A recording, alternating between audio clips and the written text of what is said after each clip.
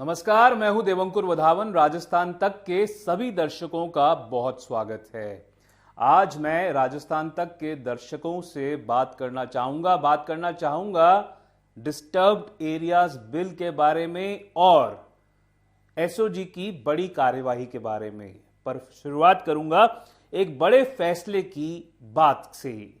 वो फैसला लिया गया है राजस्थान सरकार की बुधवार को हुई कैबिनेट बैठक में। कहा यह जा रहा है राजस्थान सरकार के द्वारा कि उनको शिकायतें मिल रही थी कि कुछ ऐसे इलाके जो उनके मुताबिक जहां पर समुदाय विशेष की जनसंख्या डिस्प्रोपोर्शनेटली बढ़ी है या फिर पिछले कुछ समय में दंगों की बात सामने आई है या फिर औने पौने दामों पर लोग जो हैं वो अपनी प्रॉपर्टियां बेचकर वहां से जा चुके हैं या पलायन कर चुके हैं। और ऐसे इलाकों में जहां पर इस प्रकार का इतिहास रहा है वहां पर वो उन इलाकों को डिस्टर्ब्ड एरियाज घोषित करके कुछ कायदे लागू कर सकती है। नाम थोड़ा बड़ा है पर ध्यान से सुनिए इस बिल का क्या सरकार के मुताबिक नाम होने वाला है। इसका नाम जो कहा गया है वो है the Rajasthan prohibition of transfer of immovable property and provision for protection of tenants from eviction from premises in disturbed areas bill 2026। तो ये बिल जो है राजस्थान सरकार की मंशा है कि आगामी विधानसभा सत्र में ला सकती है वो, और इसके तहत 3 से 5 साल की सजा का प्रावधान की बात उसने कही है। कहा है कि अगर पिछले कुछ समय में ऐसी जगहों पर प्रॉपर्टियों को औने पौने दामों पर बेचने की बात या फिर दंगों की बात या फिर यह सामने आया है कि समुदाय विशेष की जनसंख्या वहां पर डिस्प्रोपोर्शनेटली बढ़ी है या फिर इनमें से एक से ज्यादा कंडीशंस अप्लाई होती हैं, तो इन इलाकों को डिस्टर्ब्ड एरियाज घोषित करके वहां पर प्रॉपर्टीज को बेचने पर रोक लगाई जा सकती है बिना कलेक्टर की परमिशन के। ये बड़ा फैसला जो है वो राजस्थान सरकार ने लिया है और इसके तहत क्या जिस प्रकार की भाषा, जिस प्रकार की बातचीत, जिस प्रकार की आक्रामक तेवर बीजेपी के कुछ विधायक दिखाते आ रहे थे, जिनमें बाल मुकुंद आचार्य हवा महल से विधायक हैं, जो कि बार बार ये आरोप लगाते आ रहे थे कि परकोटे के इलाके में प्रॉपर्टियां जो हैं वो हिंदुओं को बेचने पर मजबूर किया जा रहा है, उनको पलायन करने पर मजबूर किया जा रहा है। कुछ इलाकों में कुछ प्रॉपर्टियां जो हैं वो ऐसा आरोप लग रहा था कि पहले तो बढ़े हुए दामों पर खरीद ली जाती हैं और जब वहां पर जो समुदाय विशेष के लोग हैं, सरकार के कुछ अंदर खाने से जो बात कही जा रही है, वहां पर जब समुदाय विशेष की जनसंख्या बढ़ जाती है तो बाकी के लोगों को जो कि किसी और समाज से, हिंदू समाज से हैं, तो उनको इस प्रकार से जबरन विवश किया जाता है कि वो अपनी प्रॉपर्टियां बेचकर वहां से पलायन करें। पर मैं एक सवाल जो पूछना चाहता हूं वो ये है कि क्या सरकार के पास इस प्रकार का विधेयक या बिल लाने से पहले कोई तथ्य जुटाने की कोशिश की गई है? क्या उनके पास कुछ ऐसे फैक्ट्स, फिगर्स, डेटा हैं जो कि बता सके कि ऐसे कौन से एरियाज हैं जहां पर इस प्रकार की बातचीत सामने आई है? जब मैंने उनसे सवाल किया कि 2 साल से ज्यादा समय से तो राजस्थान में भाजपा की सरकार है, तो अगर ऐसे में अगर डिस्टर्ब्ड एरियाज की संख्या में इजाफा हुआ है या फिर ऐसे एरिया सामने आए हैं जहां पर संवेदनशील माहौल जो है वो बना है, डिस्टर्बेंस काफी हुई है, तो क्या ये राजस्थान सरकार की लॉ एंड ऑर्डर फ्रंट पर बड़ी विफलता नहीं है? अगर ऐसा नहीं है तो फिर इस प्रकार के विधेयक लाने की क्या जरूरत आन पड़ी? तो सरकार को साफ तो करना चाहिए कि ऐसे राजस्थान में कोई जगहें हैं क्या जयपुर के कोई इलाके हैं ऐसे जहां पर हिंदू पलायन करने पर विवश हुए हैं? सरकार पहले यह तो बताए। जब उनसे पूछा गया तो उनका कहना था कि अभी तक तो हमने कोई डिस्टर्ब्ड एरियाज घोषित नहीं किया है, पर गुजरात की तर्ज पर यह बिल जो है वो लाया जाना है। उन्होंने कहा कि हमने स्टडी की है, गुजरात में ये पहले से लागू है, पर गुजरात में दंगों का, और एक दो नहीं कई दंगों का 1960 से लेकर करीबन अगले 40, 45, 50 साल तक कई दंगे वहां पर हुए। और वहां पर जिस प्रकार के दंगों का इतिहास रहा है, राजस्थान का वैसा इतिहास दंगों को लेकर नहीं रहा। ऐसा नहीं है कि राजस्थान में सांप्रदायिक दंगे नहीं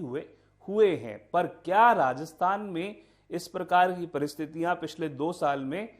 या 2.25 साल में करीबन राजस्थान की सरकार के सामने आई हैं, जिसकी वजह से सरकार को ये लगे कि ये बिल जो है वो लाना उसके लिए एक प्राथमिकता या प्रायोरिटी है? ये बड़ा सवाल है। बड़ा सवाल इसलिए है क्योंकि आरोप लगता आ रहा है बीजेपी के ऊपर ये कि ये 80-20 की राजनीति करना चाहते हैं। गुजरात में तो विधानसभा के पिछले कई चुनावों में क्या बीजेपी ने एक भी मुसलमान को टिकट दी है?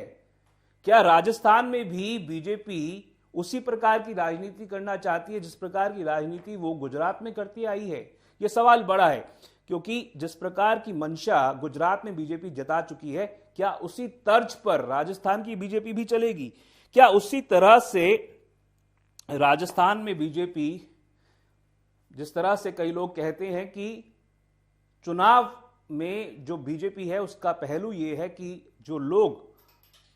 उसको सपोर्ट करते हैं वो उन लोगों को सपोर्ट करती है या फिर उन लोगों को खड़ा करना चाहती है। क्या राजस्थान में अलगाव की राजनीति की जाएगी? क्या राजस्थान में पोलराइजेशन क्रिएट करके कोशिश की जाएगी कि एक पक्ष को, जिसको बीजेपी समुदाय विशेष कहती है,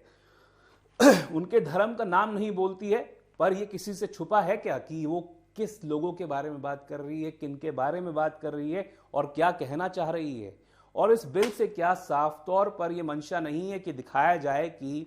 अगर दंगे होते हैं तो क्या सिर्फ एक ही तरफ से ऐसे लोग सारे के सारे होते हैं क्या जो कि दंगे को भड़का सकते हैं? पिछले 10 साल की या 15 साल की अगर बात की जाए, देखिए सवाल इसलिए भी बड़ा है क्योंकि अगर एक सरकार चुनी जाती है तो एक सेक्युलर सेटअप में उसकी मंशा ये होनी चाहिए कि जो भी कोई नियम कायदे कानून की उल्लंघन करे उसको सजा मिले बिना भेदभाव के। ये नहीं कि आप एक समुदाय विशेष कहकर या एक तरह से किसी एक पक्ष को पूरी तरह से एक कैटेगराइज कर दें या एक कलर एक तरह से पेंट कर दें कि ये समुदाय विशेष के लोगों के द्वारा ऐसा किया गया। ये समुदाय विशेष के लोग, क्या सारे के सारे कल्प्रिट्स सिर्फ एक ही समुदाय के हैं? ऐसा तो नहीं है। ऐसे में अगर राजस्थान सरकार इस प्रकार की बात कर रही है, इस बिल को लाने की बात कर रही है, तो कम से कम उसको तथ्यात्मक तौर पर यह बताना तो चाहिए था कि ऐसी कौन कौन सी जगहें उसके हिसाब से हैं जिनको संवेदनशील या सेंसिटिव या डिस्टर्ब्ड एरियाज वो कह सकती है। अगर अभी तक घोषणा नहीं हुई है तो भी ऐसे बिल लाने की जरूरत कहां आन पड़ी? क्यों सरकार को ऐसा लग रहा है कि ये कैबिनेट बैठक के लिए ऐसे समय में जब एसओजी के द्वारा शानदार कार्यवाही की गई है आरएसएस-बी के मामले में, तो सबसे बड़ा प्राथमिकता सरकार के लिए ये डिस्टर्ब्ड एरियाज बिल क्यों बन गया? बात करना चाहूंगा इसके बाद में किस तरह से राजस्थान में स्पेशल ऑपरेशंस ग्रुप ने एक बार फिर से सराहनीय काम करते हुए 5 लोगों की गिरफ्तारी की है, जिसमें राजस्थान स्टाफ सिलेक्शन बोर्ड के 2 कर्मचारियों समेत कुल 5 लोगों की गिरफ्तारी की गई है। इसमें टेक्निकल हेड की भी गिरफ्तारी हुई है। 2019 की 3 परीक्षा भर्तियों में जिस तरह से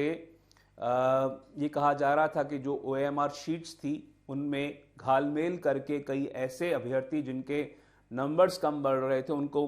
इतना ज़्यादा बढ़ाकर दिखा दिया गया ताकि उनको वो परीक्षाएं जो हैं वो उत्तीर्ण कर पाते। और जिस तरह से ये पूरा घालमेल सामने आया है,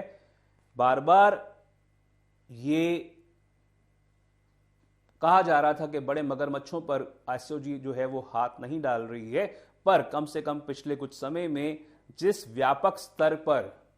कांग्रेस के शासन के दौरान पेपर लीक की बात कही जाती थी, एक के बाद एक आरोप लग रहा था, कम से कम बीजेपी के इस कार्यकाल में जो सराहनीय बात है उसकी सराहना की जानी चाहिए। और एसओजी की कार्यवाही हो या फिर एक माहौल हो, उसमें कम से कम लग ये रहा है कि पहले से थोड़ा सुधार हुआ है और कम से कम पेपर लीक की जिस तरह से व्यापक बात पहले कही जाती थी उस तरह से फिलहाल एसओजी के कार्यवाही की वजह से कह लीजिए या मंशा की वजह से कह लीजिए, हालांकि कई ऐसे नाम जो कि